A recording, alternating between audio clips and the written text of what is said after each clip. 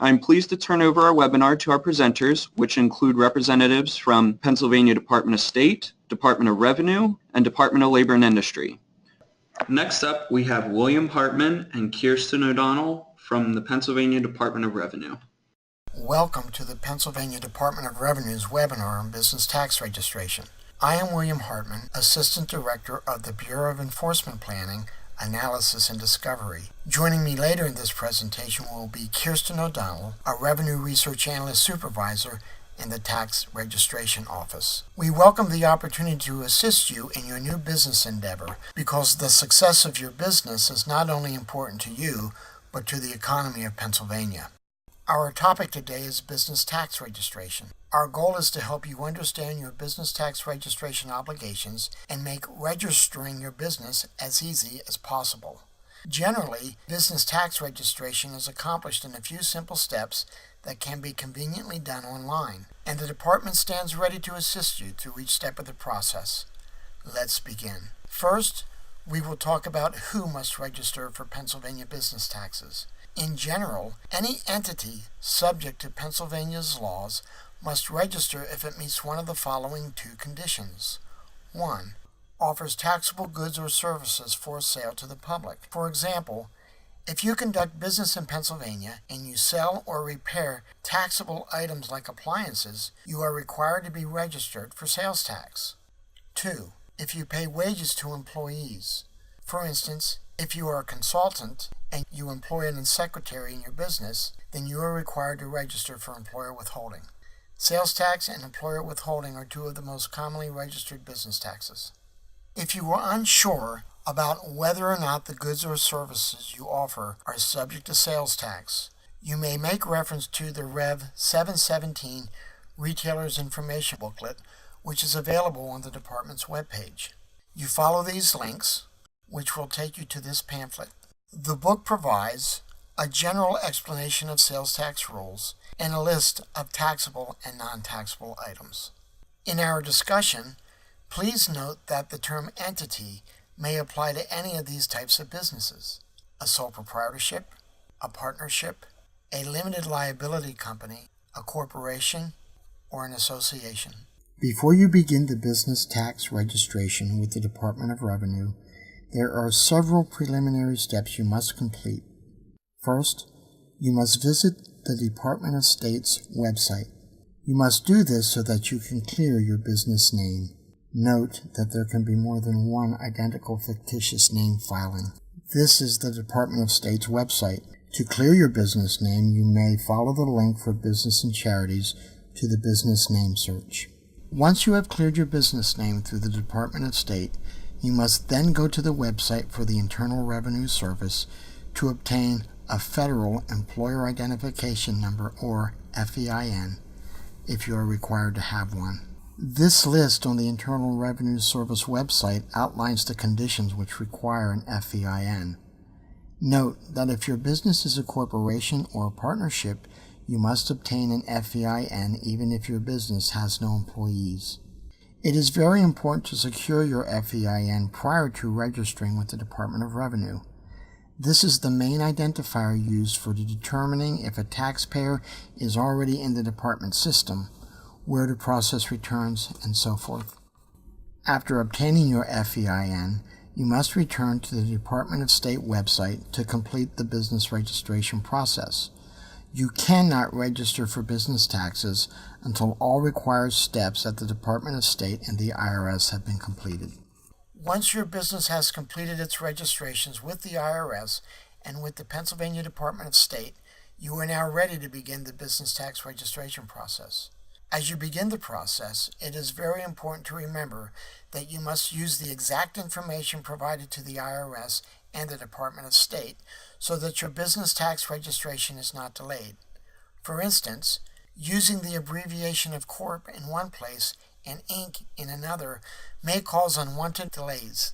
Simple errors in names and numbers can result in unnecessary problems in completing the process. When registering for Pennsylvania business taxes, you must use a PA 100 Enterprise Registration Form. This form is available on the department's website and may be completed online. Online completion of the form is easy and expedites the registration process. Hi, I'm Kirsten O'Donnell, and like Will said, we do have an online version of our PA 100, which can help register you for taxes and services administered by the Pennsylvania Department of Revenue. From our homepage, revenue.pa.gov, you can select online services to business taxes and then down to register my business, PA 100.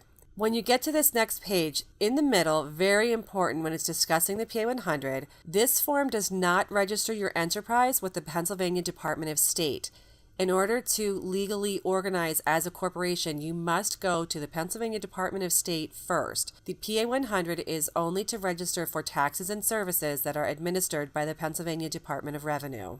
So when we select to register via PA 100, you can do it the way that we just went in, or you can go directly to pa100.state.pa.us. This launch page will show you that you can register online. You can also resume your registration and check the status of your registration from the same page. You'll also find helpful information, in this case, regarding other tobacco products. We also have some information about e-tides on this page, which is how you can go in to file and pay your taxes electronically. And if you've yet to go to Department of State, you can also go to penfile.com from this page. We're going to simply select Register Online and get started. The first thing that you'll want to do is enter an application ID. This will either be your federal employer identification number, which was issued by the IRS, or if you're a sole proprietor, your social security number. Then just hit Submit. After you hit Submit, you'll receive a PIN, which is a 4-digit alphanumeric number that, along with your application ID, will be used in order to go back into your registration to resume and also to check the status of your application. So once we hit Continue, you'll notice that you're prompted again to bookmark this page. So after we select OK, we're going to have a couple questions that come up in Section 1. The first two are going to be, is this a new registration or are you adding additional taxes or services? If you've never registered with the Department of Revenue before, you're going to select New Registration.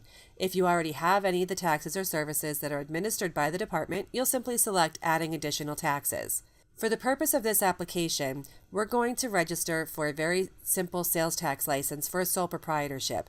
In this case, we're going to select No to the next 3 questions, but you'll want to take a look at them and make sure that No applies to your business before you hit the Submit button. When you select Submit on any of these sections, it's going to take you to an index where you can review everything that you just entered. If you're okay with everything that you entered, you'll hit the Next button. Now it's time to start giving the department some information about your business. Your date of first operations is the date that your business first began business, whether in Pennsylvania or in another state if you're incorporated someplace else. Your date of first operations is when you first started conducting business in Pennsylvania, not necessarily for the tax or service that you're requesting, but just start doing business.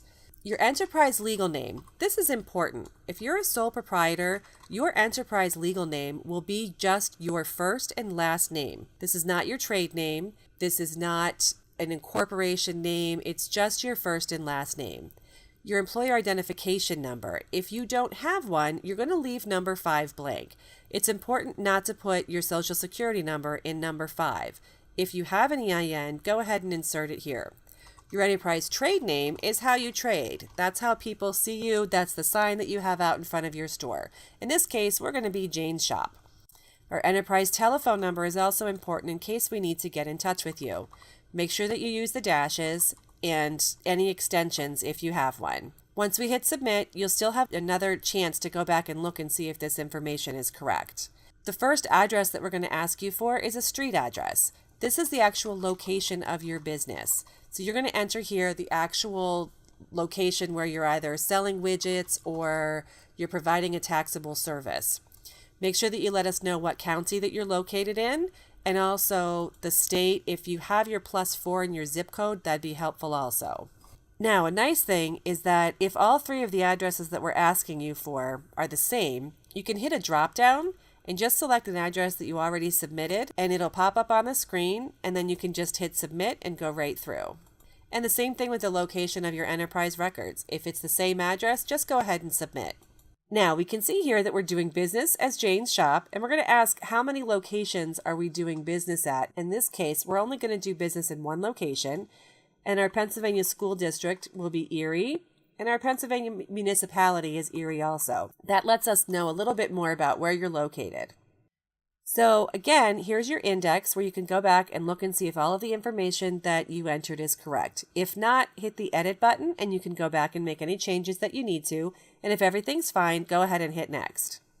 Section 3 is asking you what types of taxes and services you're requesting from the department. Like I said before, we're going to make this a simple application and just select sales use and hotel occupancy tax. We're going to hit submit. And then again, here's your index and we're just going to move right past this section. Now, the person authorizing the application will be, as the sole proprietor, most likely yourself. And we just ask the title. In this case, with a sole proprietor, you're going to be an owner. And then we'll ask you for your email address also, just in case we need to get in touch with you. Now, the person preparing the application can be you also. It could also be your CPA. The most important aspect of the person preparing the application is going to be their email address. Once this application is completed, we'll send an email to the person in this section, letting them know what your tax license numbers are. That way you can start getting yourself registered for eTides prior to getting your actual license in the mail. So it's very important that we have an email address in this section for the person preparing the application. Once we hit submit, you'll come to section 4. Now, if you happen to select anything with regard to unemployment compensation or workers' compensation, and they're asking you for a signature, this is the page that you'll print out and send it into the Department of Labor and Industry. So we're going to select next, and now we want to select the form of organization. So in this case, we already said that we're a sole proprietor, so we're going to select sole prop, and most likely your business is going to be organized for profit, so we're going to select profit. The next question is asking you whether you are a 501c3 corporation, which is a nonprofit corporation with the federal government, and in this case, we're going to say no. So again, we're just taking a look at the information that we just submitted, and then we're going to select next to go on to the next section. Now, a sole proprietor is automatically going to have 100% ownership of their business. So because we selected sole proprietor, this information is already pre-filled for you. So we can go ahead and select submit.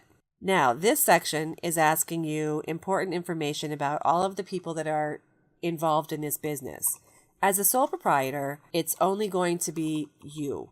A sole proprietor is 100% ownership of the business, regardless of your marital status. In this section, number 2, your Social Security number is imperative. Without your Social Security number, we're unable to determine who you are in our system. If we already have you in our system, having your Social Security number will allow us to be able to determine if we need to add information to an account that we already have, or if we need to create an entirely new account for you. The birth date is only required if you're looking for a cigarette wholesaler's license or small games of chance. But if you enter it, that's fine. We're going to ask for the owner's address, and most of the time with a sole proprietor, that's going to be one of the addresses that you've already submitted, and they'll be in the drop-down box for you. Now, question 11 is just kind of a catch-all in case you maybe forgot that you wanted to hire somebody in the near future or that you need workers' compensation coverage. However, if none of these apply to you, you can simply select no for all 4 questions. In this section, we're going to ask what type of business you're doing in Pennsylvania. So let's say that you sell men's clothes. Over on the left, you're going to see a button where you can select retail trade. Once we hit the submit button, we're going to go a little bit deeper into what kind of retail trade. So if we look a little farther down the line, you're going to see clothing and clothing accessories stores, and we'll submit again. This is going to take you a little bit deeper into what type of clothing and what type of establishment, in this case, clothing stores. And then the last question is going to be specifically what type of clothing are you selling, and we're going to select men's clothing stores. The next question is just simply asking you what percentage of revenue from men's clothing stores is this establishment, and we're going to say 100%. So the last question in this section is asking you the percentage of your receipts or revenues are represented in Pennsylvania, and again, we're going to say 100%. We also ask you a question here if you want to become a Pennsylvania lottery retailer. If you select yes, you'll get extra information in the mail about becoming a lottery retailer. If not, simply select no. This next question is with regard to what county you're selling taxable property in. If you sell tangible personal property in either Allegheny or Philadelphia County, there are other tax obligations that will be explained to you at the end of the application. So all you need to do here is just select which county you're doing business in and hit submit. Again, because we're doing a simple application, we're assuming that this business did not acquire 51% or more of the assets of another enterprise, so we'll select no for each of these questions. In this section, we're asking whether or not your enterprise meets the requirements for electronic funds payment transfer. If any payments that you make to the department are greater than $1,000, then you must select yes and state that you do meet the requirements for the department's electronic payment transfer. You can also select yes in the next question, asking for more information to be sent to you with regard to the electronic payments transfer program. The last question is asking again whether or not you're a 501c3 organization. In this case, we're going to select no. Section 18 is asking you specifically when you started selling tangible personal products in Pennsylvania. So our first question is going to ask, are you selling tangible personal products? And we want to select yes. We want to check that box and say that yes, we're selling tangible personal products. And then we're going to select the date that we started selling products. This does not have to be the beginning of the month or the end of the month or necessarily the beginning of a quarter. Just let us know when you started selling products and we'll take care of the rest. We're also going to ask you again if you're selling tangible personal property in Allegheny or Philadelphia County. In this case, we're in Erie, so we're going to leave both of those blank. Now, once you get to this section, you've completed the application. First thing that you want to do here is hit the print preview. Now you can go through your entire application and make sure that there's nothing that you need to change. It's important here to understand that once your application is fully submitted, you cannot make any updates to it. If you have to add additional taxes or services or go back and change any information, you may have to submit the application over again. So let's hit Return to Application and go down, and we're going to hit the Submit PA100 button. Now you've got one more chance to go and print your application or to do a print preview and just check out your application, make sure everything's okay. If everything looks good, we're going to go ahead and hit Submit, and you're done. We look forward to doing business with you.